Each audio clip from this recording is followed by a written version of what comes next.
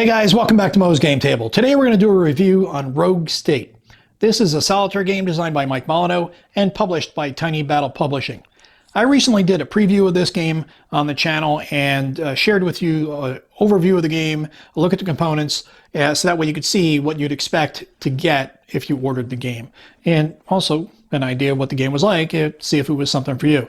Today we're going to go a little bit more in depth. I'm not going to go super deep and have like an hour-long chat about this. A lot of people say they want shorter reviews, so I'm going to try to do a shorter review while still digging into the game a little bit, but not too deeply. I'm not going to walk you through every step of the game, but give you an idea of how the game works, as well as my opinion of the game. Not going to make you wait to the end. I'll give you my opinion right now. Yes, 2 thumbs up. I like this game a lot. It was a lot of fun. It is a low to moderate complexity geopolitical simulator. If you're looking for a solitaire game like that, this is something you're going to be interested in. If not, and if you don't like procedural games, you're not going to like that. This isn't going to be the game for you. If you're fine with procedural games and you like solo procedural games with choices, with decisions, there are decisions to be made in this game, and there's cause and effect because a lot of things are interconnected. So you make a choice here, it's going to affect something over there. And if you make a choice here, it's going to affect something over here. And overall, it's going to affect you in different ways. So you get a lot of choices without it being heavy or complex. And that's really cool. So just a kind of an overview of how the game works. You're going to see I've got 4 different colored die out here. The game comes with a D12. You're going to need to supply 6 D6. These 4 are going to stay on the board. The other 2 you're going to use for different roles, which we'll talk about. I color code my ministers. That's what these are. These represent ministers. I color code them for the simple fact that every 4-year term, you're going to have to re-roll your minister and get a value from 1 to 6 that reflects their skill value. Instead of cheating, which would cheat myself in the experience of just by rolling 6, the 4d6 and then saying, oh, I got a 6. Where do I want to put them?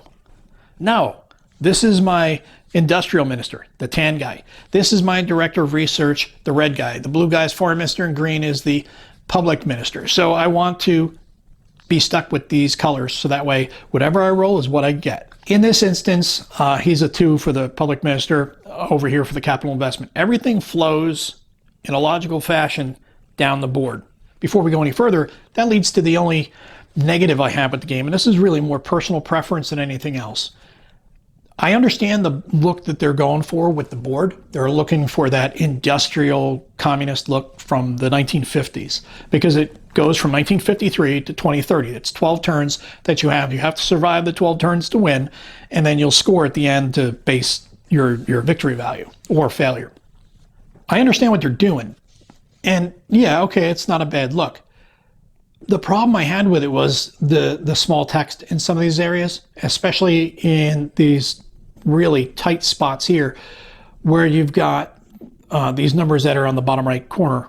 You see the 1, 2, 3, 4, 5, 6 on the big knobs. Well, you got other numbers down below that you have effects as well, and I'll go into that when we get to that point.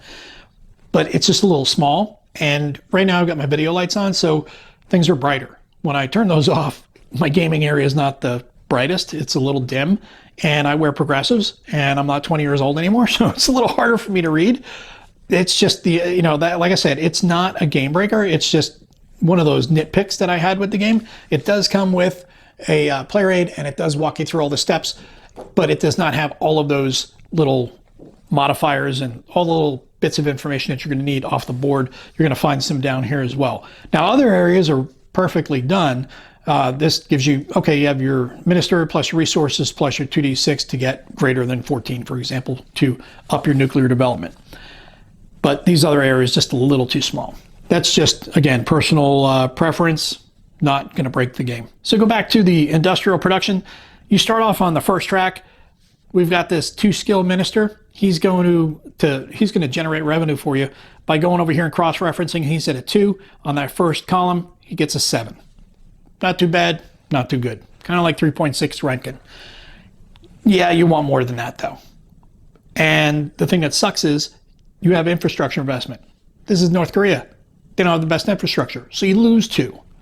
So that 7 now becomes a 5. Not good. Before we go any further, let me talk about this other piece which is tied into this. That's why I'm stopping. First thing you do is pull a card. You have different cards. I'm using one from the second era just because I want to use this as an example. But you have first, second, and third era cards. In this instance, you're going to move the export market over one, and this down arrow means this card stays with you. So the export market starts on 16. You'll move it to 18 because of this. This down arrow means that you'll keep this card in hand, and this allows you to spend resources to try to get Juche points, which is something that you need when you're trying to win the game. You need Juche points as well as some other things when it comes to scoring, but we'll talk about that a little bit later. You start off with your card draw. You also start off with the counter draw, and the most important counter you want to get in that first era is this one. This is what's going to allow you to start your research. When you draw that, that's going to go up here to in the available foreign technology box. Then eventually it's going to go down to diplomacy, and your diplomat is going to work with China and Russia to try to get that technology. They're going to work using their skill level, some roles, and some resources, which we'll get into because all the ministers work the same in that regard. Going back here to the capital investment, like I said, he's at a skill level 2. He's going to get you 7 minus the 2. That sucks you down to 5. You don't get to spend anything yet because you got to check your critical events. That's in the midsection here. We get over to the critical events. And the first one is natural disasters.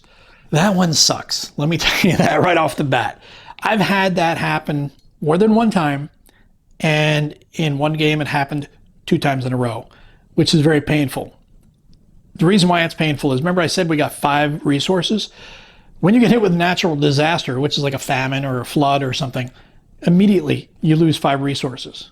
You also drop 3 on the social economy scale. So if this happened right now, we rolled a 1, we'd lose all 5 of the resources we had, and we'd go from a C to an F. You're going, hey, I don't care about the social economy.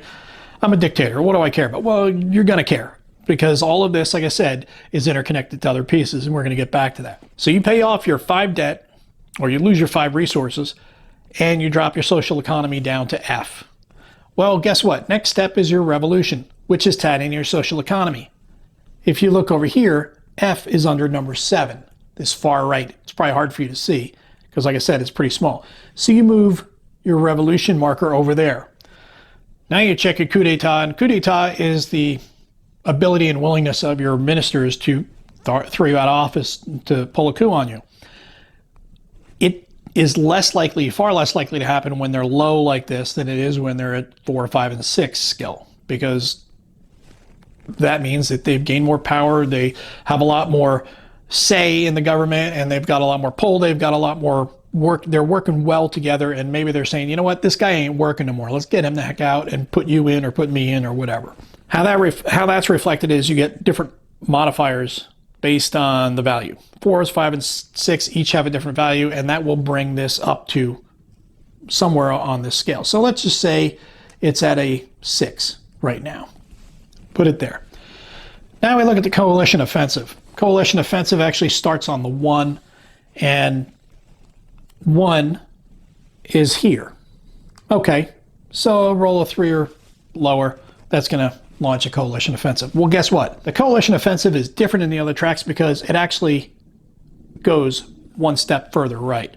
So even though it's at a 1, it shifts right 1. So it's actually at a 2, which at first may not seem too bad. But once you get up to a 5, a 6, a 7, now you're at 8, you're almost guaranteed to get a coalition offensive. Now, this is just to see if these get triggered. That doesn't mean that, oh, you got a coup, you're out of the game. No, it just means, hey, it's coming. What are you going to do about it? Which is, again, cause and effect, and how you have to balance all these things through the game. So now we get down to threat effects. I'll just kind of briefly touch on that. That's when you get your nuclear program developed up. You can start rattling that saber and threatening the world and trying to basically push for concessions, get money. Okay, great. Go over to military, the top right. Military needs to be paid every turn. Right now it's at a level 1, so you just pay 1 resource every turn to make sure the military is funded. Otherwise, those guys are going to pay you a visit in the deep, dark depths of the night, and they're going to talk to you with the business end of a machine gun, and it's not going to end well for you as the dictator. So make sure they're funded. And to increase their capabilities, you have to add 1. So if we fund them now with 1 and we want to move them up to a 2, we have to overfund by 1. So they'll be at a 2. Next turn, they'll be at 2. You'll need to fund 2. If you want to get them to 3, you'll have to fund it with 3. So on and so forth till they get to the maximum of 6. That's important because it comes back to the coalition offensive, which we'll get back to in a minute. Social economy. You want to keep that as high as you can to keep that revolution number down low. It's at a C now. If you had the natural disaster, it'd knock it down to an F. Well, you're at C. Say we didn't get the natural disaster. Now you need to get it up to an A, or at least a B. At minimum, you don't want to go any lower. So you need to roll, to not go any lower, you need to roll a 12 or 13, a 14 or a 15 to move up 1, and 15, greater than 15 to get 2. But you only have a skill of 1. You're going to roll 2d6 to do that, plus your 1. Max you can get is 13. So the maximum you can hope for with 2 6 rolls is a 0. Otherwise, you're going to go down 1 to 2 more. So you're going to go down D to an E guaranteed in this turn if you roll poorly. There's a way to adjust that aside from putting resources on there. You can put resources down and that'll give you a +1 to your roll. Or for any of these ministers, you can intimidate them. You can also purge them, which we'll get back to, but intimidation means that, hey, I'm leaning on you pretty heavy. I want you to do better. Well, now I bounce you up to a 2. The cool part about that is you're at a 2. The next turn, when you move to your second year, every minister goes up 1. Well, you go up to a 3 now. So you start at a 1 and then you go to a 3, which is pretty powerful by the next turn. And that's all for 1 investment, the investment on 1 resource. Likewise, if you had a 6 on, say we had a 6 on this guy, and I'm like, I'm not worried about this guy right now. Nuclear development can wait a turn or 2. I can purge him if I needed to, which at the beginning of the game you don't necessarily need to purge, but purging also has another benefit. You purge this guy by just paying the 1 and then re-roll and then put down the dice, and that's your new number for that minister in the current era year that it's in. You don't start over. So they all stay in the same year. The other ministers will see that and they'll put their nose to the grindstone and say, I'm not gonna get purged. I'm not gonna get taken out back behind the woodshed. I'm gonna make sure that I am doing a great job for dear leader. So they all go up 1. Again, cause and effect. You can get rid of this guy, but these guys are all going to get better skilled, which you can thematically think it as they saw you purging other guys, they started working harder, now they're starting to resent you, and that can bite you in the ass with the coup. Pretty cool. Again, like I said, I really like that cause and effect. Over here you have Russia-China relations. You have to stay at, you want to stay at strong minimum or neutral minimum, strong preferable. The reason being is we go back to the military, and when you have your coalition offensive, say we move our military up to a 3, and say we're at 10, which actually puts you on the number 11 here. 10 or lower is going to set off an offensive. Well, before you roll to see if the offensive is going to take place, you add in your mitigating factors. 3 for the military. Say like I said, we had our DPRK military up to 3. Well, this comes down 3. 1, 2, 3. And we also get protection from the Soviets and from the Chinese. That goes down 1, 2. So we start out here at a 10. Now we're down to a 5. We've mitigated the problem by 50%. That's awesome. And that's, again, why you want to make the choices to invest in your military and maintain good relations with China and Russia. Don't just think, oh yeah, I don't have to worry about it. Then we get diplomacy, same thing as the others. You got to roll based on this number here.